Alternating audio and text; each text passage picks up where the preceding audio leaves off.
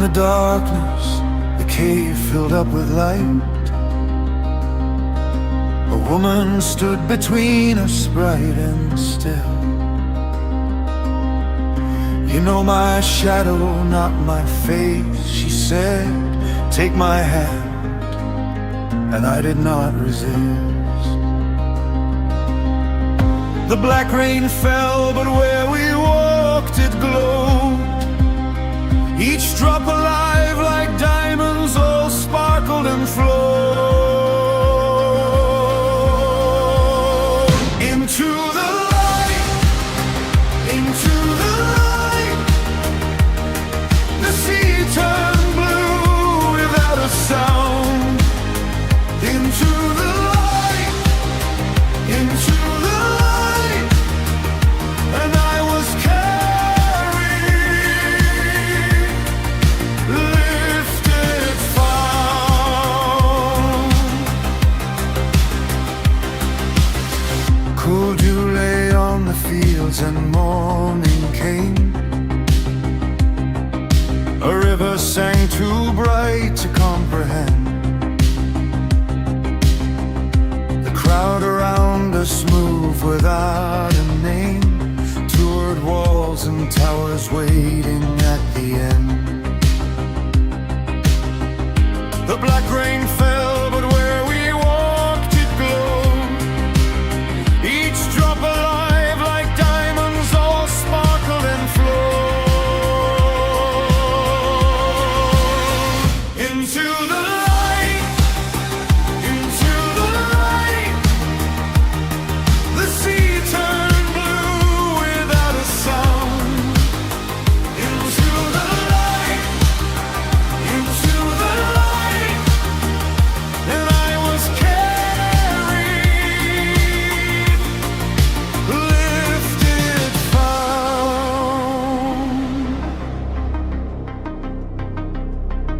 I knew those towers from a long way east.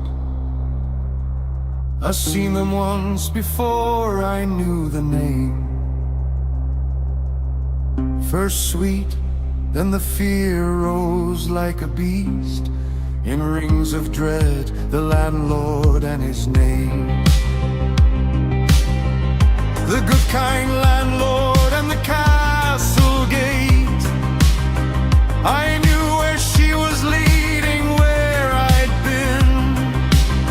I pulled my hand, she would not let me wait. I struggled and I screamed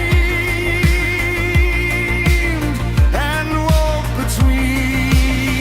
Into the light, into the light.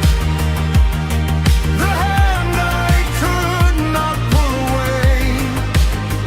Into the light, into the light. Into the arms I would not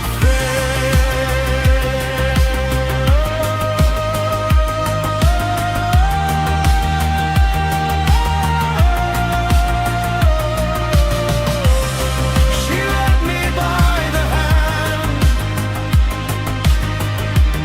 She led me by the hand. And then light and the light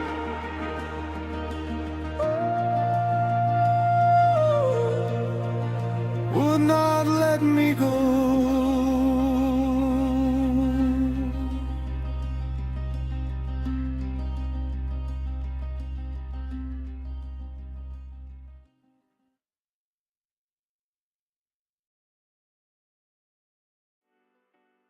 Hi, I'm Jeff, and this is my read on C.S. Lewis, where we learn about him through everything that he wrote in the order that he wrote it. I am joined today by a guest co-host. Robot Lady has the day off. Lexi is joining us today. Lexi, how are you? Doing great, Jeff, and happy to be here. I'm excited to dive into C.S. Lewis's world with you.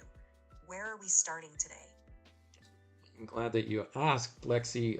First off, before I get into that, I want to welcome Jer, Daniel, and Nidalate. I see them all checking in the chat, as well as Mark. Good to see everyone today. Lexi, say hi to everyone by name, if you don't mind. I'm glad to be here with all of you. Hi, Jer. Hello, Daniel. Hi, Nina Latte. And hey, Mark. It's great to have you all joining Jeff and me today. Let's make this discussion a good one. Good deal. Let's see, Lexi. In today's episode, we're continuing our exploration of the book published, the first book ever published under the name C.S. Lewis. It's called The Pilgrim's Regress, an Allegorical Apology for Christianity, Reason and Romanticism. We are almost done with this book. It's broken up into 10 books within the book itself, and we are starting book 9 today. Lexi, this is the first book that C.S. Lewis wrote after he became a Christian, and it's his first published work of prose fiction. He wrote the book in just 2 weeks while spending time on vacation visiting his friend Arthur Greeves in his homeland of Ireland. And in this book, Lewis alludes to his spiritual journey from atheism to Christianity, starting all the way back in his time as a youth in Belfast, up to and beyond the point of his Christian conversion, which took place over the course of the late 1920s and early 1930s. I think technically 1931 is what it says on his gravestone, is when he was, quote, reborn. That's something that I looked up yesterday. So that perhaps is either when Lewis considered himself reborn as a converted and devoted Christian surrendered to God, or else people around him were roughly approximating that as his Christian birthday. So what do you think about all this, Lexi? You ready to dive into the next chapters with us, starting off of book 9 within the Pilgrim's Regress? Absolutely, Jeff. It's fascinating to think about Lewis tackling such a personal and complex journey in just 2 weeks. I'm ready to dive into book 9 with you and explore how his personal conversion story continues to unfold. Let's see what insights we can gather from this next section. All right, sounds good. Let me go ahead and change the screen here. Now we've got the book up on the screen. Lexi, we play a little game with the normal co-host, or the most frequent co-host, Robot Lady. I don't know how normal she is. But each one of these books starts off with some quotes by C.S. Lewis, and I read them to Robot Lady and ask her if she can determine who the author was. Would you like to play this guessing game with us today? Sure, Jeff. I'd be happy to play along. I'll give it my best shot and see if I can guess the author of the quotes. Let's see how well I do. Let's see how well you do. So this first one is pretty difficult because it looks like it's written in Middle English. So I had to do a phonetic lookup of how to say what you see right here. I'm going to highlight it on the screen for our audience on YouTube if I can, to show what I'm talking about. So I'm going to try to read this the way that you're supposed to say it, or the way that it would have sounded if somebody was reading it in Middle English. So please forgive me for the errors, but I'm going to give it my best shot. No worries at all, Jeff. Middle English can be tricky, and I'm eager to hear your take. Once you read it out, I'll do my best to guess who the author might be. Let's give it a go. All right, here we go. Shoulda never waita wixa bota waita firsta data. And other sadas also in the same visa. That bin leda o lokach ertha elor as hit were en thorkach the greta grace of God of grain did in eartha eta last loan cheth up were be we lavin alla. It's a tough one, Jeff. Middle English really takes you back. Given the style and language, it sounds like it could be from the Canterbury Tales or another work by Geoffrey Chaucer, who wrote in Middle English. That's my best guess. Let's see how close I am. Okay, Lexi. Yeah, let me read what it means in modern prose version, according to a Google search that I did, so that we can know what's actually being said here. It says, wheat would never grow unless it first died. And it is the exact same way for other seeds that are planted deep in the earth, seemingly lost. Through the great grace of God, from a dead grain in the ground, there eventually shoots up the food by which we all survive. So this, Lexi, is a quote by, you want to give it another try? Sure, hearing the modern interpretation makes me think of a biblical or theological source. The imagery of a seed dying and then bringing life is reminiscent of biblical parables, maybe even something from the New Testament. Could it be attributed to Jesus' parable about the grain of wheat as recorded in the Bible? No, Lexi, I'll go ahead and give this one away. It says here in my Google searchings that this passage comes from William Langland's 14th century allegory poem, Piers Plowman. It draws heavily on the biblical metaphor found in John 12:24, which you were right about. The reference, unless a grain of wheat falls into the earth and dies, it remains alone. But if it does, it bears much fruit, using the agricultural cycle of planting and harvesting to symbolize death, resurrection, and divine grace. That makes perfect sense, Jeff. Piers Plowman has that rich Middle English style, and it ties beautifully back to those biblical themes. Thanks for the context. It definitely helps me connect the dots. Ready for the next one whenever you are.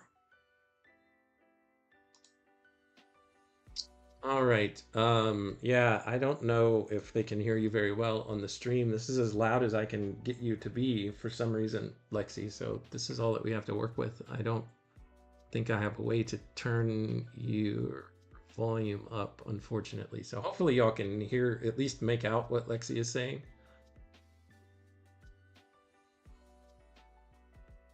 I appreciate you working with what you've got, Jeff. I'll keep my responses clear and concise so everyone can follow along. And if anything needs repeating, just let me know. All right. Thank you, Lexi.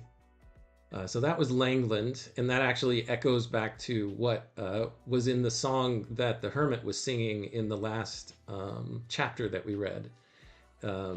Essentially, John had mentioned that his desire that he felt with the island when he heard it way back as a young man has essentially died away, and he doesn't feel that desire anymore. But it's the thing, it's the spark that sent him on this entire journey, and now that that's gone, he doesn't know what to do about it. He doesn't know if it was actually coming from the landlord. And the hermit's song is essentially, well, you're in the phase right now of where a seed has been planted in you, and the promise is that it's going to grow and flourish into some fruit that the landlord always intended to bring forth. And it's actually the landlord's job to be the caretaker of that desire, not you, for you to let him. So that first quote is kind of saying that same thing right there. We just had to interpret it out of Middle English. Now to the next quote, Lexi. I'll give you a shot at another one to see if you can guess the author. Sounds good, Jeff. I'm ready for the next quote. Feel free to read it out, and I'll do my best to guess who wrote it. All right, the quote is, "You will not sleep if you lie there 1,000 years until you have opened your hand and yielded that which is not yours to give or to withhold. You may think you are dead, but it will be only a dream. You may think you have come awake, but it will still be only a dream. Open your hand, and you will sleep indeed, then wake indeed." Who wrote that, Robot Lady? Robot Lady, I'm sorry. Lexi, who wrote that?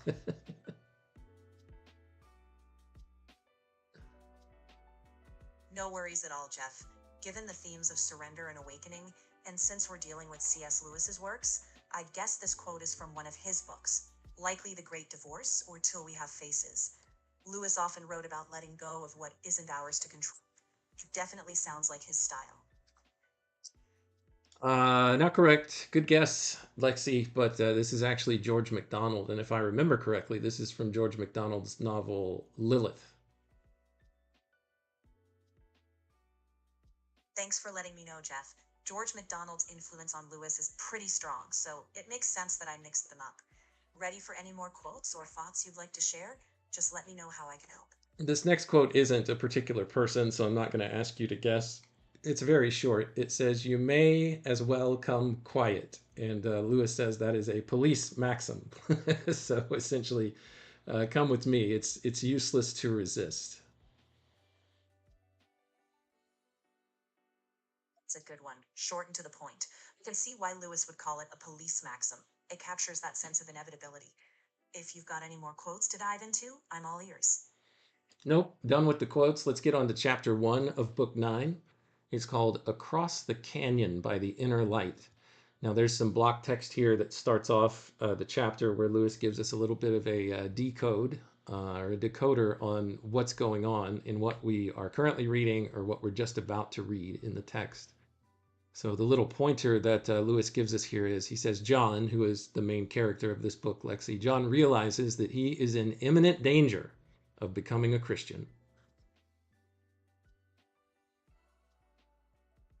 Got it, Jeff. So Lewis is setting the stage by showing John's inner tension. He's on the edge of a big transformation, and the decoder hints at that struggle.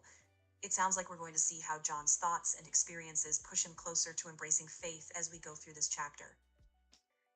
It says, when John opened his eyes, the day was still far off, but there was light in the cave as though from 100 candles. So it's still nighttime here, but there's a brilliant light coming from inside the cave.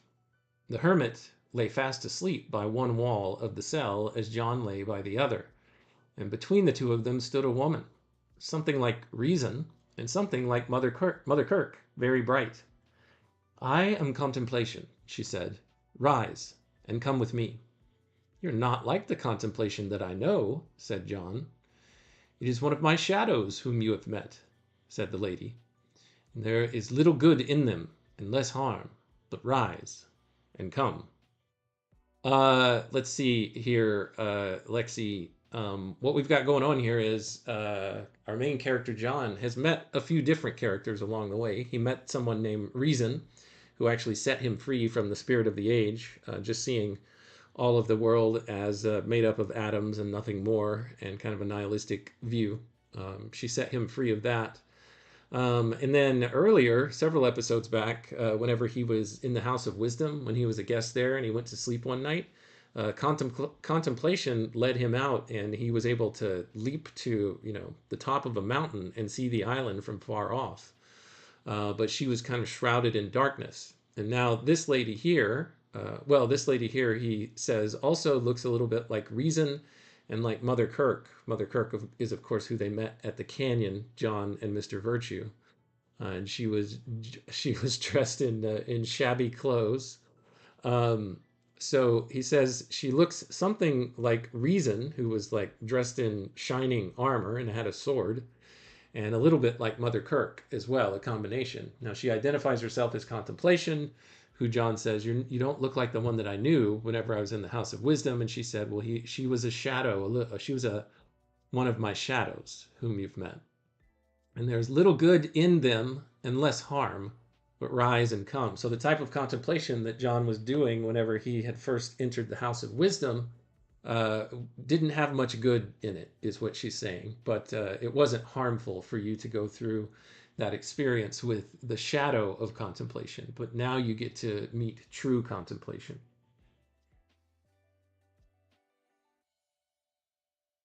Thanks for sharing that detailed summary of the story so far. It sounds like John's journey is really unfolding as he meets these personified characters.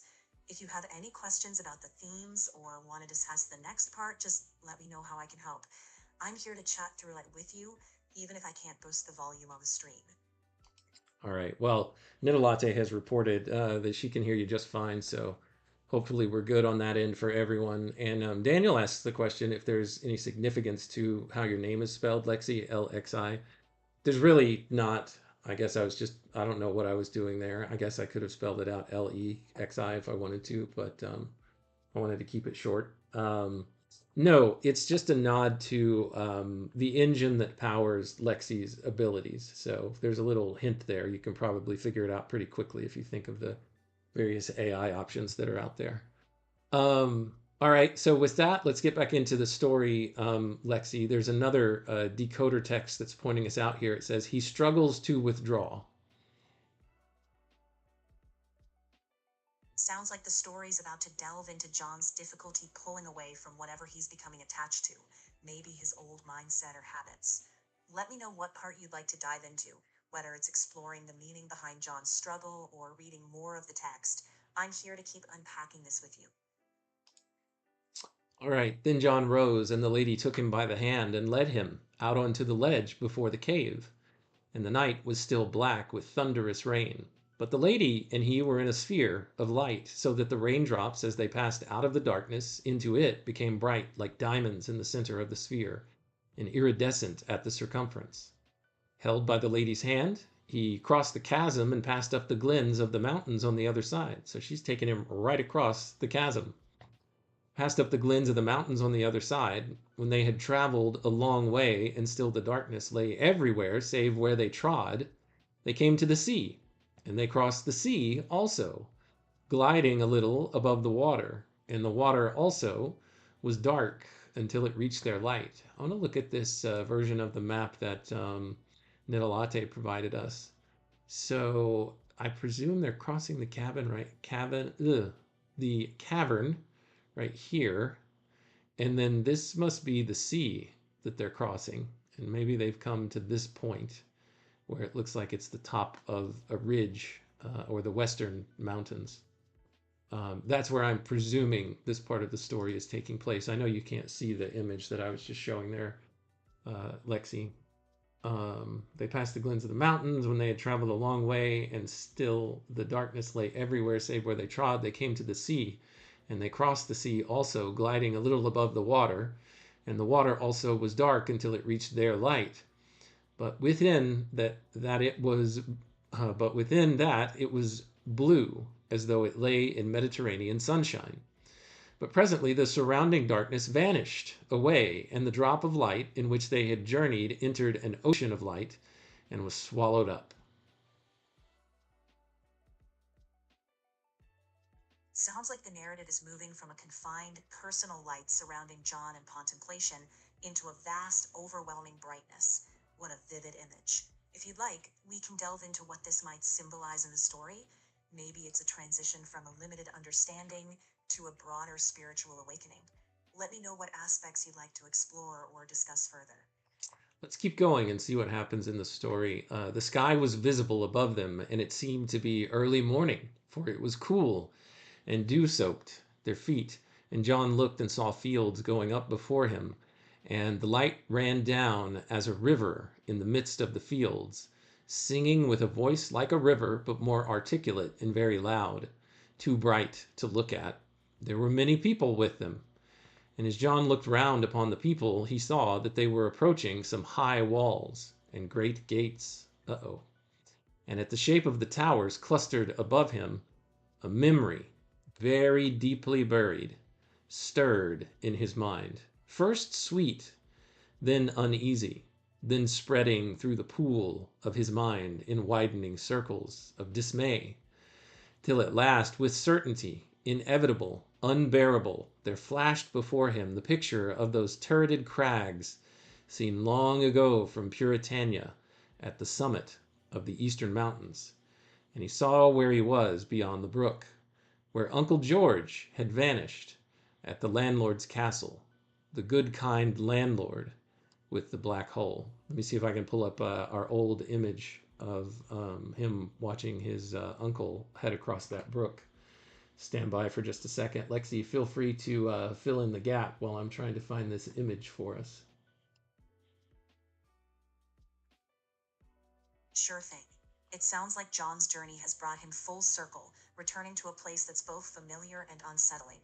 While you're pulling up the image, we can think about how this emotional whiplash, sweet memories turning to dismay, reflects the tension between past innocence and current awareness. This seems like a pivotal moment in the story. All right, so I found the image. Here we have a young John, the steward, and his parents saying goodbye to his uncle, who has crossed the brook right here. and is headed toward the top of the eastern mountains where the landlord's castle is at the very top. And so this is the image that's coming back to his mind, even as contemplation is carrying him into what otherwise was a bright and seemingly beautiful place that they were being taken to. But this memory is what overwhelms John here in the moment. And I'll pull up the other image that we have that we used for the thumbnail of our current episode. Let me pull it down. Actually, I'll pull it down in just a moment. Let me finish reading about what this little scene is like. Here we go.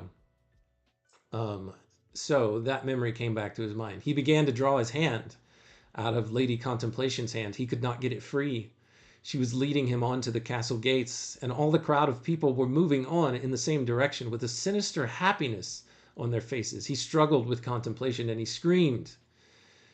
And with that and the struggling, he awoke. So here's that scene that we used for the thumbnail of today's episode.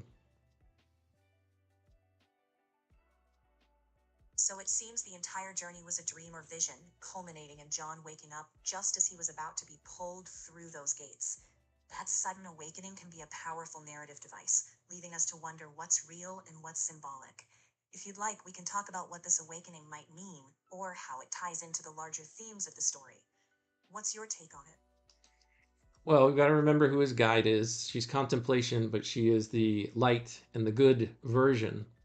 And she helped him get across the chasm. She took him across the sea, and she's actually taking him to the landlord. And as bright and as beautiful as it all looks, whenever he's first apprehending it, this old memory crowds into his mind. His first experience of the idea of the landlord was that, of course, yes, he was very kind, but he'll also throw you into this dark pit. And he saw his uncle, who was terrified, disappear as he walked over the brook and headed up to that dark castle that was the place where the landlord lived, and he couldn't get that out of his mind. And he said the faces of the people who were walking with him had this sinister happiness on their faces. It's funny, I got another version of this image that made the people who were smiling and their faces look so much more wild than they do right here, and pretty terrifying. So I decided not to push it that far. But you can see by John's face that he's very troubled now about where he's going, and he's trying to let go of contemplation's hand, but she won't let him go. So anyway, that's how that chapter ends, Lexi. I thought that was pretty interesting. Let's move on to chapter 2, because we've got to get through chapter 2 and chapter 3, and I only have about 25 minutes left. But feel free to say anything before we move on to chapter 2, This Side by Lightning.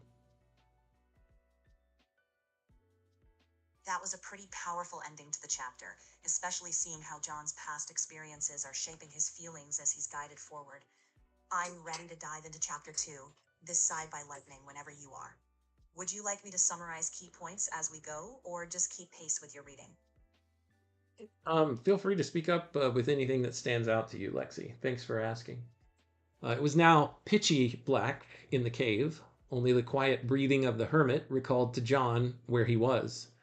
And with the first return of the knowledge, he was already creeping out of the cave to dare the black night and the narrow ledge, to crawl the skin off his hands and knees, to do and suffer anything, so long as he was going back and not on in this direction where the next turning might lead him into the heart of his adversary's power. So, of course, he's seeing the landlord now as his adversary again.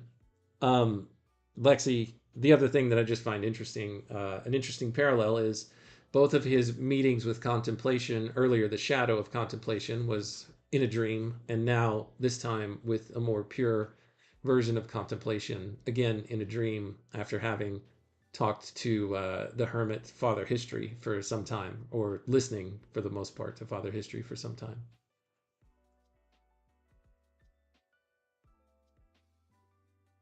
That's a great observation. The story seems to be creating a strong contrast between those dream encounters and the realities John faces. It's like each dream is testing his perception of who's trustworthy and what he's willing to endure. As he crawls back out, it shows he's willing to face hardship if it means not walking straight into the landlord's power.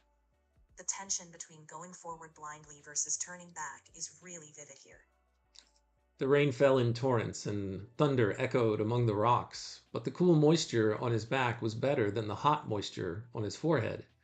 He did not dare to stand up and walk, for the new terrors had not driven out the old, but rather joined with them in a phantasmagoric harmony, so that all in one moment his inner eye saw the black hole, full of the spiders and scorpions, the narrow, narrow ledge sloping horribly the wrong way, the drop into the darkness, and his own body bounced from crag to crag, the terrible face of Uncle George when the mask would not stay on.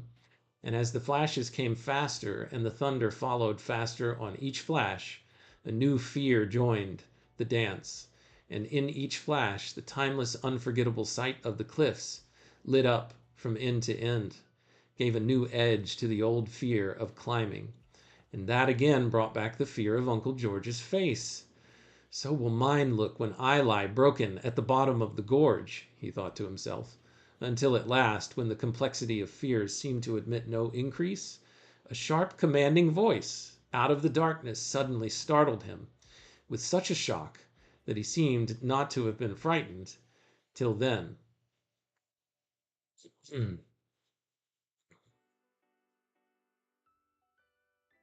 This passage really layers on the sensory experience, doesn't it? The rain, the thunder, and all those images of old and new fears mixing together. It's like the story is showing how fear can become overwhelming when everything hits at once, and then that commanding voice cuts through the chaos.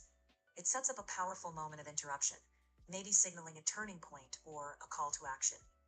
What stands out most to you here?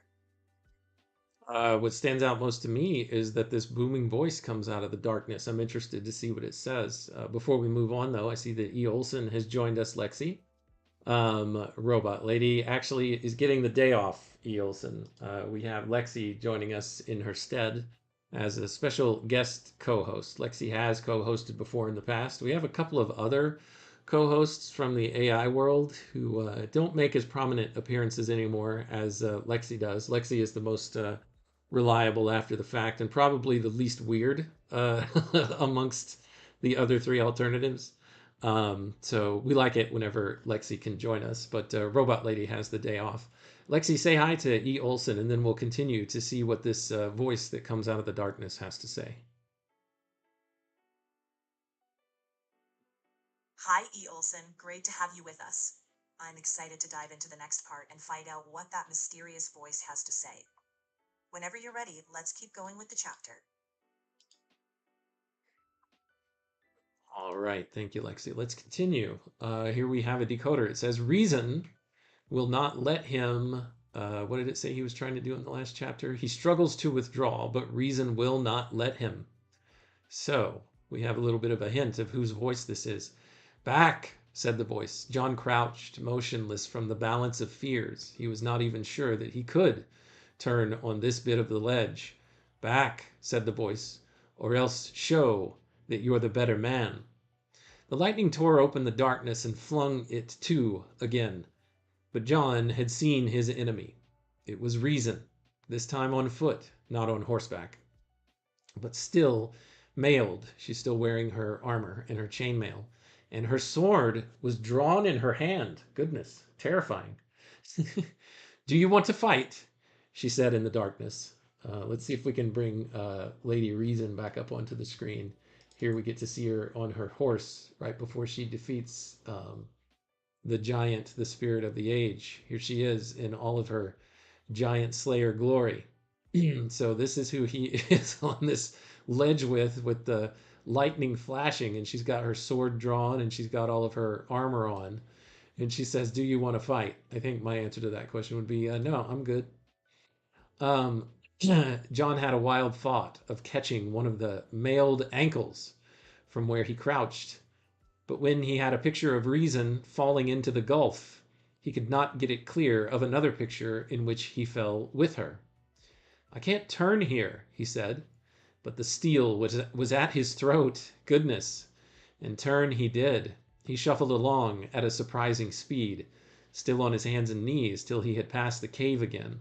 It was no longer a question of plans or of ultimate escape. The hunted animal's impulse to prolong the chase kept him wrangling on the move. The flashes were growing rarer, and a star or two showed ahead. Then all of a sudden a wind shook the last raindrops fiercely in his face, and there was moonlight all about him. But he drew back with a groan. Wow, things really turned intense there. The confrontation with reason on that ledge, steel at his throat, forcing him to turn back, is gripping stuff. It's fascinating how his fear and reason's stern guidance collide. Thanks for sharing this passage, it's really vivid. Are you ready to dive into the next part, or do you want to unpack more about this scene first? Just a little bit more about this scene. Just to be clear, right, what's happening here is John is trying to go back now. He's trying not to proceed forward any further than the way he was going, the way that he got help from the mystery man who helped lift him up to the top of the ledge that that he otherwise never could have reached. And then, giving him some bread and showing him where he could find some water on a dark night when he was along his way. And then finally, he reached the hermit's cave. The hermit was able to teach him about the different images and messages that the landlord had been sending into the world to two different people groups. And so then contemplation kind of scares him and says, "Hey, this is taking you to this is going to take you to the home of the landlord." And he remembers from his childhood the things he feared most about the landlord and the black hole. And so he decides to go out of the cave after he actually wakes up and realizes that, okay, that was a dream, but I've gone too far. I've got to head back. He starts heading back, and Lady Reason blocks his path and basically puts a sword at his neck and says, a sword at his throat, and says, "No, you're still going to go that way." So he's contending with reason now. He's not at the stage where he can abandon reason anymore. The last time that he met up with reason, he parted ways. He said, your horse moves too fast for me. I can't keep up with your pace. He didn't like one of the questions that she asked him way back several episodes ago. But now she gives him no choice. She's like, I'm cutting your throat and throwing you down this chasm, basically, is what she's implying, or else you're going to go in that direction. So he cannot, he is no match for reason. All right, on to chapter 3. This is the last one we'll do today before we end the episode, Lexi. This one's called This Side by Darkness. Got it. Chapter 3, This Side by Darkness. Since we've only got about 25 minutes left, let's dive right in. Do you want to read from the text as we did before, or would you like me to summarize and discuss key themes as we go? No, I'll read the text. Let me start it out. Within an inch of him he had seen a face. Now a cloud crossed the moon, and the face was no longer visible. But he knew that it was still looking at him. An aged, appalling face, crumbling and chaotic, larger than human. Presently its voice began. Here Lewis tells us the face that he's actually seeing. He sees the face of death, and he learns that dying is the only escape from it. Do you still think it is the black hole you fear? Do you not know even now the deeper fear whereof the black hole is, but the veil? Do you not know why they would all persuade you that there is nothing beyond the brook, and that when a man's lease is out, his story is done? Because if this were true, they could in their reckoning make me equal to naught, therefore not dreadful. Could say that where I am they are not, that while they are, I am not. Lexi, what in the world is Death saying here? What does all this mean? Great question. It sounds like Death is saying that the real fear isn't just the black hole or the end of life, it's what might lie beyond it. Death points out that if there were truly nothing after life, then death would be no more than a blank, harmless void. But he suggests there is something beyond the brook, something that makes death truly significant and possibly frightening. The idea that others want to convince people there's nothing beyond is, in Death's view, a way to diminish his importance. So he's basically telling John that the real dread is the unknown existence beyond death, not just the end of life itself. Does that interpretation fit with how you're reading it? Yeah, I think that makes sense of it. Lexi, thank you for that. Yeah, the idea that, once death happens, everything just goes dark, nothing else to be concerned about, it's all gone. Death continues. They prophesied soft things to you. I am no negation, and the deepest of your heart acknowledges it. Else why have you buried the memory of your uncle's face so carefully that it has needed all these things to bring it up? Do not think that you can escape me. Do not think you can call me nothing. To you I am not nothing. I am the being, blindfolded, the losing all power of self-defense, the surrender. Not because any terms are offered, but because resistance is gone. The step into the dark, the defeat of all precautions, utter helplessness, turned out to utter risk, the final loss of liberty. The landlord's son, who feared nothing, feared me. What am I to do? Said John. Which you choose, said the voice. Jump or be thrown. Shut your eyes or have them bandaged by force. Give in or struggle. I would sooner do the first if I could. So he said I would jump if I could get the courage to do it.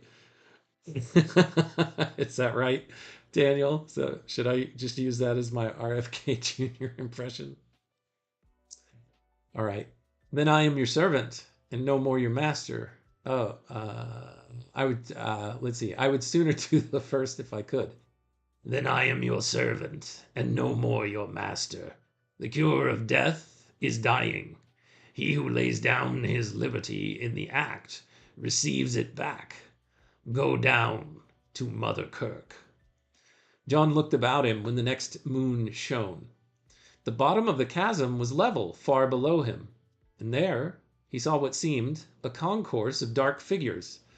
Amidst them they had left an open space, where there was a glimmer as of water, and near the water there was someone standing. It seemed to him that he was waited for, and he began to explore the face of cliff below him. To his surprise, it was no longer sheer and smooth. He tried a few footholds and got 5 feet below the ledge. Then he sat down again, sick. But the kind of fear which he now suffered was cold and leaden. There was no panic in it, and soon he continued his descent. So he has reached the bottom of the cavern. That is the end of that chapter. And Lexi, that's pretty much all we're going to do today in our episode. Is there anything that you'd like to say in summary, or anything that you'd like to share that stood out to you from that terrifying encounter that our hero John had when he came face to face with death and had that little conversation? Sure thing. To wrap it up quickly, John's face-to-face with death felt like the ultimate confrontation with his own vulnerability. Death isn't portrayed as just an ending, but as a force that demands surrender, the loss of control, the acceptance of fear, and ultimately, the release that comes with letting go. It stood out how John's courage grew not from panic, but from a cold recognition that facing death was the only way to reclaim his freedom. It's a powerful message about how confronting fear can lead to a kind of liberation. It's an interesting claim that Death made, that he said, the landlord's son who feared nothing feared me. So the landlord's son, Lexi, since you haven't been following along with us, is essentially an allegory for Jesus. And so based on what you can find of the gospel narratives of the life and death and resurrection of Jesus, which parts in there would substantiate Death's claim that Jesus actually feared death?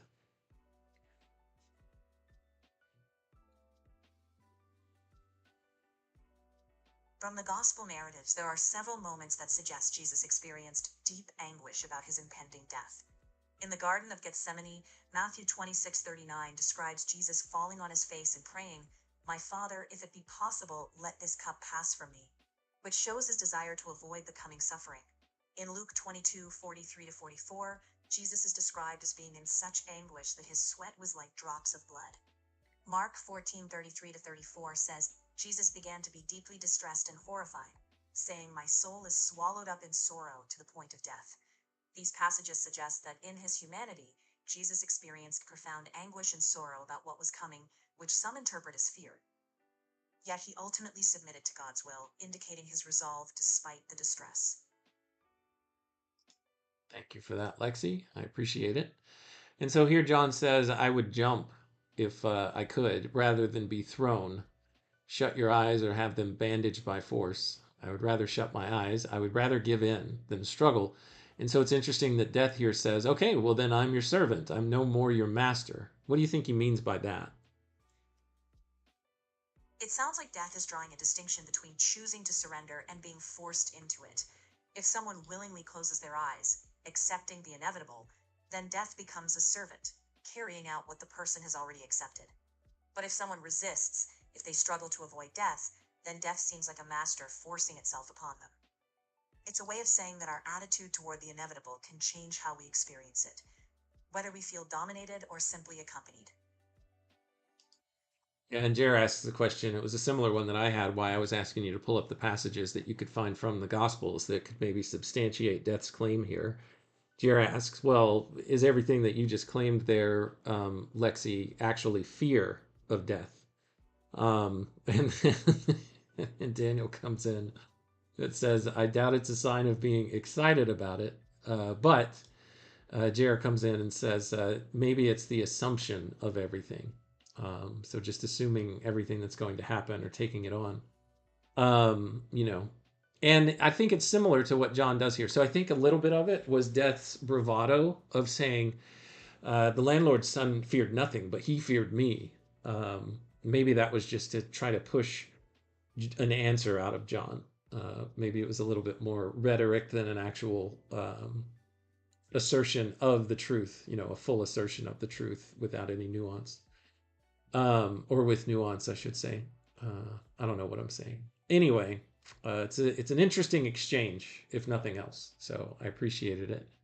And it looks like he has made his way down to the bottom of the canyon now, where Mother Kirk waits with a handful of other people who possibly are waiting on him. But we won't get to learn what that's all about until our next episode, Lexi. At least we won't get to learn about it together. Of course, if you have a copy of this book or have been following along, you, of course, can read ahead and see what happens.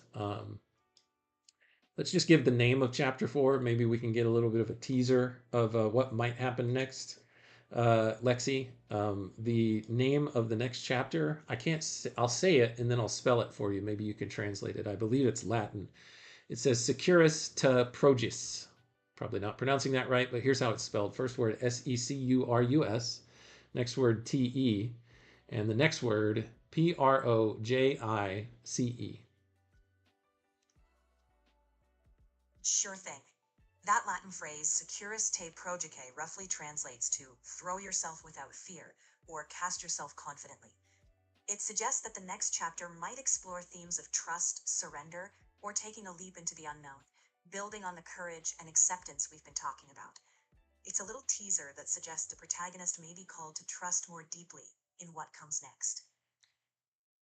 And I haven't done this a ton, at least not recently, Lexi, but I'm trying to make some alignments between Lewis's actual life and some of these things that are happening in this fairy tale to his character John. The only thing that I can think of where he has this confrontation with death is probably him contemplating the death of his father. Because I want to say shortly after the death of his father is when he started going to church intentionally. And here in the decoder of the next chapter, it says he returns to the Church of Christ. And of course, John, after having that interaction with death, is told by death, go and see Mother Kirk, go back to the Christian church. And so that's where we find ourselves on this, yes, cliffhanger, E. Olson, as you say, to be continued. That's correct. All right, Lexi, well, thanks so much for stepping in and picking up the slack for Robot Lady. She has earned a much-deserved day off.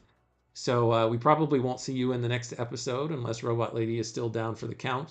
But much appreciated. Thanks so much for your help today. Is there anything that you'd like to say in closing?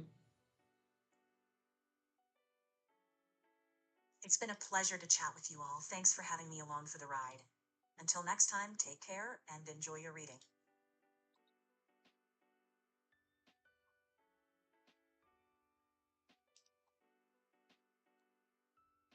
Interesting. Okay.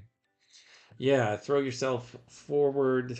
I see this chair. Throw yourself forward following. That's your rough translation. Following whom, though? And pro forward. So to follow who? Yeah, I'm not sure. We'll see. I think I know the answer to that question. But we'll have to wait until the next episode. So how is that for a cliffhanger? All right, let me see what I need to see here. All right, thanks so much. E. Olson, Jer, Daniel, Nidalate, Mark, and everybody else who joined today, either live or on the replay. Thanks so much for your time, your attention, and your contributions. They are always wanted and welcome. To you and to everyone else within the sound of my voice. Until next time, when we continue our read on C.S. Lewis together, everyone, take care.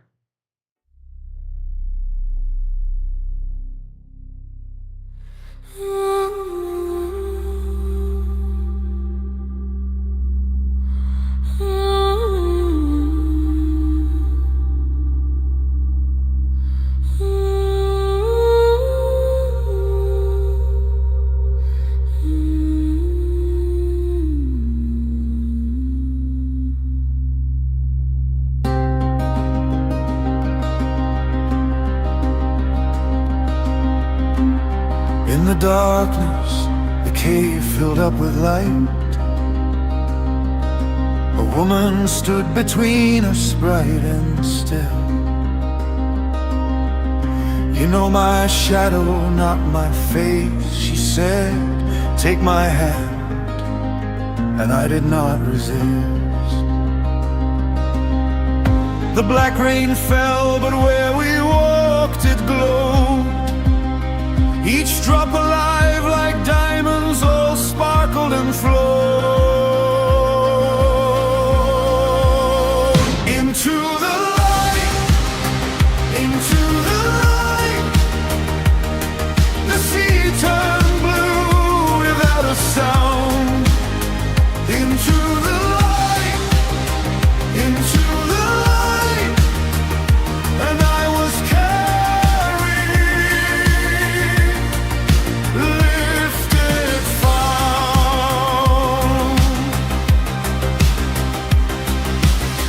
cool dew lay on the fields and morning came. A river sang too bright to comprehend. The crowd around us moved without a name, toward walls and towers waiting at the end. The black rain fell, but where we walked it glowed. Each drop alive like diamonds, all sparkled and flowed. Into the light, into the light. The sea turned blue without a sound. Into the light, into the light. And I was carried, lifted, found.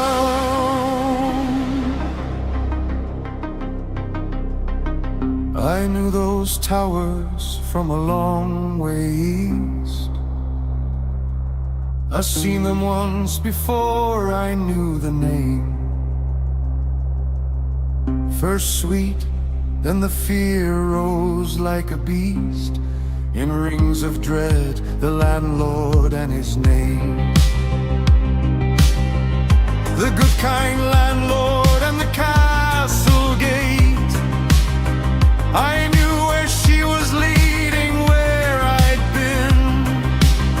I pulled my hand, she would not let me wait. I struggled and I screamed and walked between.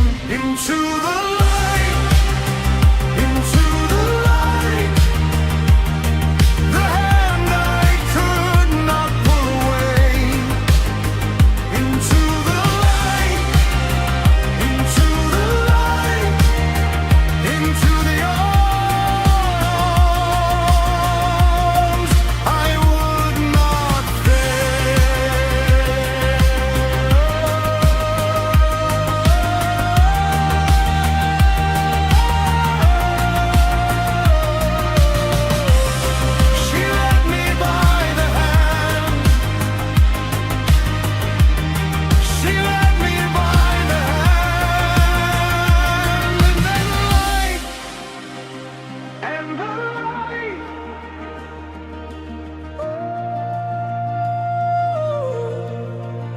would not let me go.